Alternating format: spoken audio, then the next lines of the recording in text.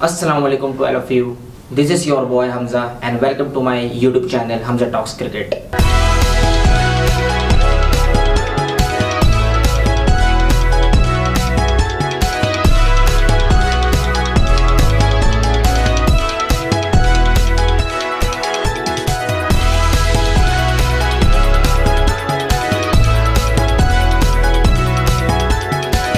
अगर आप मेरे चैनल पर नए हैं तो मेरे सबसे पहले सब्सक्राइब करें मेरे YouTube चैनल को और बेल आइकन दबाना नहीं भूलिएगा, क्योंकि बेल आइकन दबाएंगे तो मेरी हर वीडियो आपको सबसे पहले मिलेगी। और लाइक और शेयर लाजमी कीजिएगा मेरी वीडियो को अगर आपको मेरी वीडियो पसंद आए।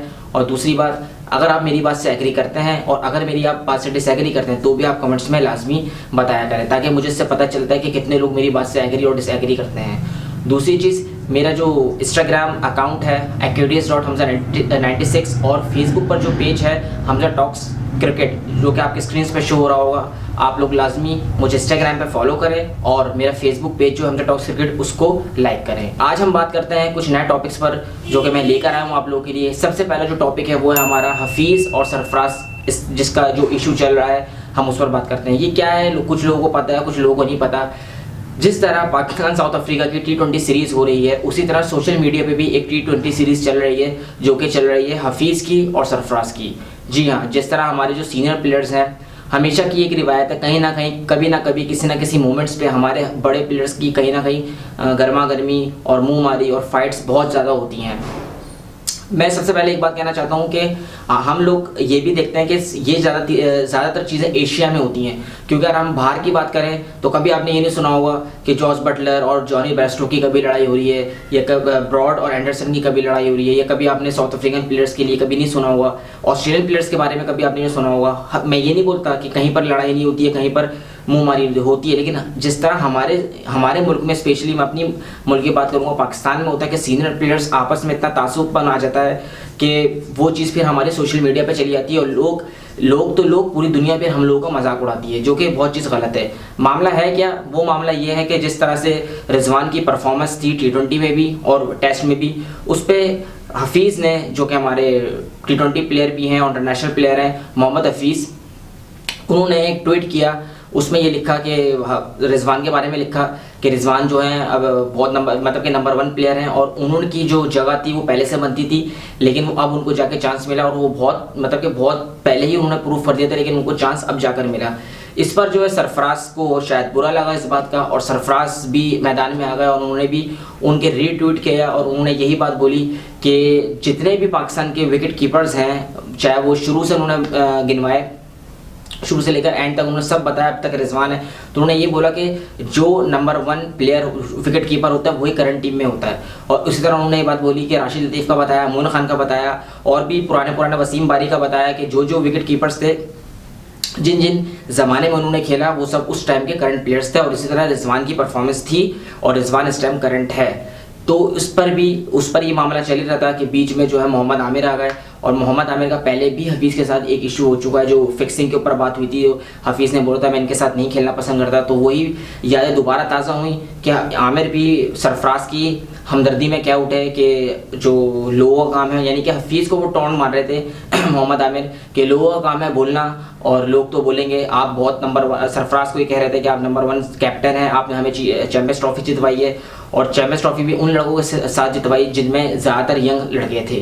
तो अब ये जो गर्मा गर्मी है समझ नहीं आता क्या है। और बीच में उसके बाद इसी तरह जब आमिर ने ये ट्वीट्स किए, उसके बाद हफीज़ ने भी ट्वीट किए, जो कि बीच में बहुत गर्मा गर्मी और बहुत कि अब्यूजिव लैंग्वेज इस्तेमाल हो रही थी, लेकिन फिर वो ट्वीट्स जो है बाद में डिलीट कर दिए गए, हफीज़ की तरफ से भी और मोहम्मद आमिर की तरफ से भी।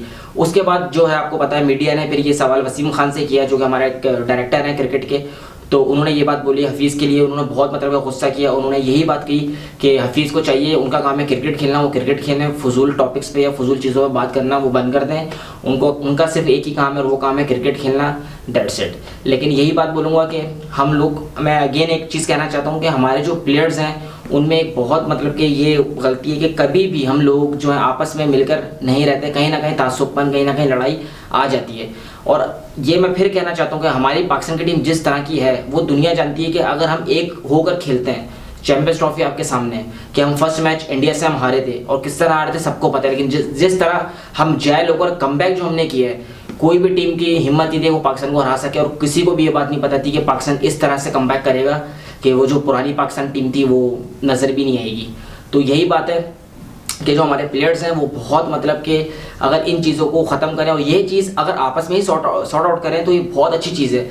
लेकिन हम इसको सोशल मीडिया पे लेकर आ जाते हैं और फिर उसका बात का पतंगड़ बनता है, और बात का पतंगड़ बने उसके अलावा चीज़ें जो हैं वो फिर दुनिया देख रही है, सिर्फ पाकिस्तान के लोग नहीं देख रहे, दुनिया देखती है, फिर दुनिया मजाक उड़ाती है।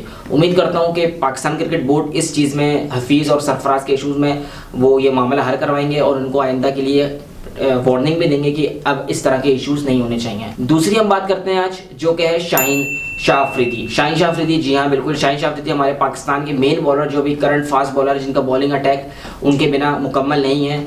बिल्कुल हम मानते हैं कि नंबर 1 बॉलर है पाकिस्तान के, लेकिन कहीं ना कहीं आप ये भी देखें उनकी एज है 20 साल। 20 साल की उम्र में सबसे ज़्यादा वर्क जो लोड जो है जिनके ऊपर किया गया वो है शाहीन शाह अफरीदी। शाहीन शाह अफरीदी में बिल्कुल एक यंग लड़का है, उसका अंदर टैलेंट है, बिल्कुल पाकिस्तान में वो खेलना चाहता है, पाकिस्तान से वो मतलब कि वो चाहता है हर मैच खेले, लेकिन ये काम पीसीबी मैनेजमेंट का है, हमारे कोचेस का है कि उसको किस तरह रेस्ट करवाना है, किस मैचेस में खिलाना है, किस मैचेस में नहीं खिलाना। टेस्ट सीरीज में भी आपने उसको खिलाया, ठीक है भाई, इंपॉर्टेंट टेस्ट सीरीज थी साउथ अफ्रीका की, मैं मानता हूँ आपने खिलाया और उसने रिजल्ट दिया, अच्छी बॉलिंग करी, एवरेज बॉलिंग करी, मैं मानता हूँ। लेकिन फिर हम आ जाते हैं T20 सीरीज पर। T20 सीरीज में उसको आप आराम देते, क्या सिर्फ डोमेस्टिक क्रिकेट में सिर्फ शाहीन शाह अफरीदी हैं जो कि परफॉर्म कर रहे हैं, और भी तो कितने बॉलर्स हैं हमारे पास। हसन अली हैं, हसन अली को भी वो आपने तीसरे T20 में चांस दिया। आपके हसन अली थे, आमिर यामीन थे, फ़हीम अशरफ तो खेल ही रहे थे, उसके बाद मोहम्मद हसनैन थे, मतलब कि बॉलर्स आपके पास बेतहाशा हैं, फास्ट बॉलर्स हैं, ये नहीं कि नहीं है तो आप शाहीन शाह अफरीदी पे इतना लोड डाल लें, उनको थोड़ा रेस्ट तो दें। लेकिन आपने उनको रेस्ट नहीं दिया, जिसकी वजह से आप, वो तो अल्लाह का शुक्र है कि फ़िलहाल कोई इंजरी उनके साथ नहीं है, लेकिन आने वाले वक्तों में पीसीबी को और कोचेस को ये भी सोचना चाहिए कि यार हमारे जो आने वाली सीरीज़ हैं वो ऑस्ट्रेलिया, न्यूजीलैंड और साउथ अफ्रीका से है, और इंग्लैंड भी हम लोग को जाना है खेलने के लिए। तो अगर हम शाहीन शाह अफरीदी पे इतना लोड डाल देंगे तो फिर वो आगे किस तरह खुदा ना खास्ता इंजर्ड हो जाता है, तो फिर उसका बैकअप क्या है। तो हम लोग को यही चीज़ समझ नहीं आती कि हम क्यों किसी प्लेयर पे इतना बर्डन डाल दें, जिस तरह हमने आमिर के साथ किया। मैं ये नहीं बोलता कि इसमें आमिर की गलती नहीं है, आमिर की भी कहीं ना कहीं गलती है, लेकिन वही बात है कि आमिर के साथ भी जितना ओवरलोड उस पर डाला वो इंजरी का शिकार हुआ, और हर सीरीज से पहले कहीं ना कहीं वो इंजर्ड रहते ही रहते थे। और सेम एज सेम, बिल्कुल सेम एज सेम इस तरह ही हुआ शाहीन शाह अफरीदी के साथ, कि अभी शाहीन शाह अफरीदी बिल्कुल सही है, और ओवर भी मतलब कि उन्होंने अब तक के मैं आपको बता रहा हूँ कि 750 ओवर्स वो करवा चुके हैं पाकिस्तान की तरफ से। ये बहुत ज़्यादा है, यानी कि आप ये देखें कि कितना ओवरलोड है कि इन्होंने 750 ओवर डाल चुके हैं शाहीन शाह अफरीदी अब तक इन 2 सालों के अंदर, जो कि बहुत मेरे हिसाब से वर्क जो उनके ऊपर वर्क लोड डाला हुआ है बहुत ज़्यादा है।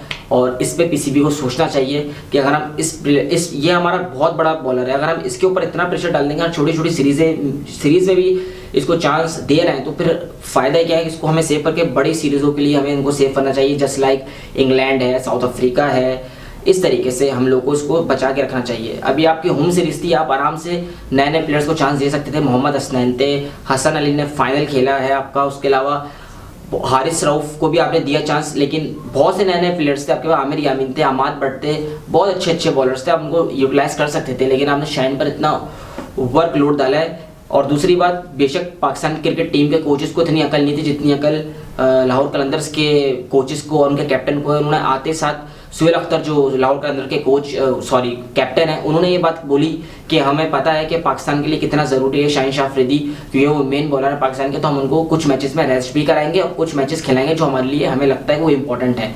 तो जब लाहौर कलंदर की जो टीम है, जो उनके कोचिंग स्टाफ है, जब उनको ये बात पता है तो पाकिस्तान के कोचेस को ये बात क्यों नज़र नहीं आ रही, क्यों समझ नहीं आ रही, इसका तो अल्लाह ही हाफिज़ है। उम्मीद करता हूँ कि शाहीन शाह अफरीदी को आने वाले वक्तों में जो हल्की सीरीज़ है, जैसे कि साउथ अफ्रीका, अभी तो हम दोबारा PSL के पास साउथ अफ्रीका जाएंगे, उसके बाद हम जाएंगे जिम्बाब्वे। उम्मीद करता हूँ जिम्बाब्वे के खिलाफ तो नहीं चांस देना चाहिए, और साउथ अफ्रीका के खिलाफ भी पाकिस्तान को ये चाहिए कि शाहीन शाह अफरीदी को हर मैच ना खिलाए। जो कि हम तीसरे टॉपिक पर आते हैं, जो कि हमारा है PSL टिकट्स पे। PSL टिकट जो आपको पता है PSL पाकिस्तान में आ चुका है, और मुझे इस बात की बहुत ज़्यादा खुशी है कि पाकिस्तान क्रिकेट अब बहुत अच्छी डगर पे जा रही है, क्योंकि एक टीम आ रही है, एक टीम खेलने आ रही है, फिर वो खेल के जाती है, फिर दूसरी टीम के प्लेयर्स आते हैं, दूसरे मतलब इसी तरह हो रहा है जैसे साउथ अफ्रीका भी आई, खेला वो गई, और PSL फॉरनर प्लेयर्स जो है हमारे कंट्री के अंदर आ रहे हैं, जिसकी ये बहुत अच्छी बात है। और मैं ये बात बोलूँगा कि PSL जो है टिकट्स हैं वो मिलना शुरू हो चुके हैं, और मेरे हिसाब से तो आज तो वो ख़त्म भी हो चुके हैं, क्योंकि जिस तरह वेडनेसडे को जो ओपनिंग 10 बजे थी टिकट की, जो ऑनलाइन इस बार ये हुआ कि ऑनलाइन टिकटिंग हुई है और बहुत 20% लोगों को मतलब कि बुलाया गया, यानी कि 7500 लोग जो है वो ग्राउंड में होंगे हर मैच में। तो जिस तरह से फर्स्ट जो PSL टिकट जो सुबह 10 बजे ऑनलाइन वेडनेसडे को स्टार्ट हुए थे, वो 3 घंटे के अंदर जो है फर्स्ट एंड सेकंड जो ओपनिंग मैच है और जो सेकंड मैच है वो 3 घंटे के अंदर ख़त्म हो चुके थे। तो आप ये देखें कि जो शायकीन है वो कितना इंटरेस्ट ले रहे हैं, और इंटरेस्ट तो हम लोग, आपको पता है कि हमारी कौम क्रिकेट के लिए कितनी शौकीन है और कितने इंटरेस्ट लेते हैं। तो मैं सिर्फ यही बोलूँगा कि जिस तरह PCB ने ये चीज़ की है कि पाकिस्तान के अंदर जो है PSL में जो क्राउड है वो 20% लेकर आया है, वो बहुत अमेजिंग है। और ये इसका फ़ायदा PCB को भी होगा और लोगों को भी होगा। लोग अपने हीरोज़ को और जो फॉरेनर प्लेयर्स हैं, जिनके फॉरेनर्स प्लेयर्स आइडल जो मानते हैं, उन लोगों को भी आप खेलता हुआ देखेंगे। तो ये बहुत अच्छी चीज़ है। और PSL टिकट जो अब तक जो है वो सब कुछ बिक चुका है, हाउसफुल हो चुके हैं सारे।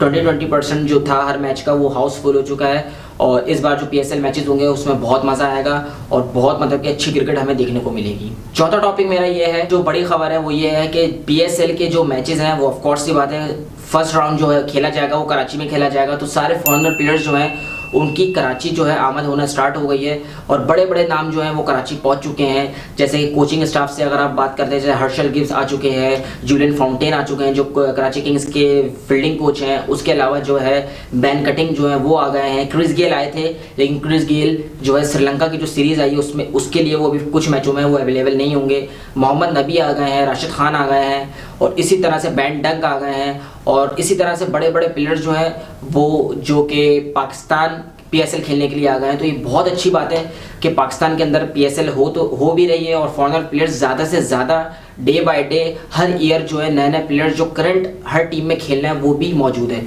जैसे कि फैफ डू प्लेसिस है और रायली रोज़ो हैं। इस तरह के बड़े बड़े नाम जो हैं वो पाकिस्तान में आ रहे हैं और PSL खेल रहे हैं। उम्मीद करता हूं कि PSL के इस बार जो मैचेस होंगे हमेशा की तरह वो बहुत आउटस्टैंडिंग होंगे और बहुत देखने को मज़ा आएगा। उम्मीद करता हूं कि आपको मेरी ये वीडियो बहुत पसंद आई होगी। अपना बहुत ख्याल रखिएगा। और मेरी एक और बात, अगर मेरी आपको ये वीडियो पसंद आई हो तो लाइक और कमेंट और शेयर करना ना भूलिएगा। अपना बहुत ख्याल रखिएगा। Peace out. पाकिस्तान जिंदाबाद।